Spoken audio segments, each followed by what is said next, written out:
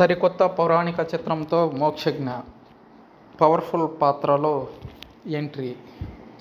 బాలకృష్ణ కొడుకు Mokshagna Teja industry entry కోసం చాలా రోజుల నుంచి అభిమానులు ఎదురుచూస్తున్న విషయం తెలిసిందే. గత 2 సంవత్సరాల కాలం నుంచి ఆయన వస్తారు అనే వార్తలు వినిపిస్తున్నాయి తప్ప వచ్చింది లేదు, మనం చూసింది లేదు. కానీ ఈ మధ్యకాలంలో ఆయన యాక్టింగ్ స్కూల్లో అన్ని మెలకువలు నేర్చుకుంటున్నారట. అయితే ఈ ఏడాది తప్పకుండా మోక్షజ్ఞ మూవీ స్టార్ట్ అవుతుందని వార్తలు వినిపిస్తున్నాయి. దానికోసం బాలకృష్ణ టాలెంటెడ్ డైరెక్టర్లను ఎంపిక చేశారట. ముఖ్యంగా చెప్పుకోవాల్సింది దర్శకుడు ప్రశాంత్ వర్మ. ఈయన డైరెక్షన్లో మోక్షజ్ఞ సినీ ఎంట్రీ ఉండబోతుందని టాక్ వినిపిస్తుంది.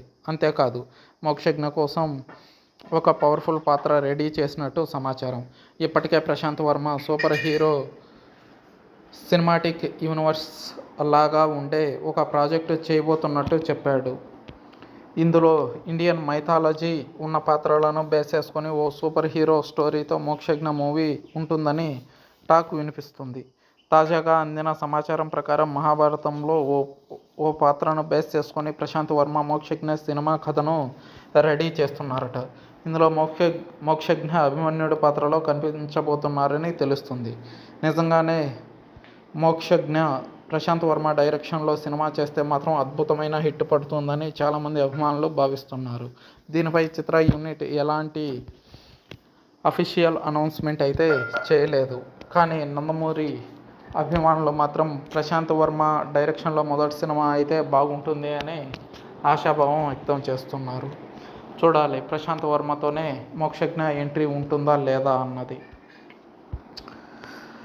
అయితే టాప్ హీరోలు అందరూ మహేష్ బాబు, రామ్ చరణ్ ఇలాంటి హీరోలందరూ అశ్విని దత్ గారి సినిమాతో ప్రొడ్యూసర్గా లాంచ్ అయ్యారు. మరి ఈ సినిమాకు ప్రొడ్యూసర్గా ఎవరు వ్యవహరిస్తారనేది కూడా ప్రశ్నార్థకంగా ఉంది.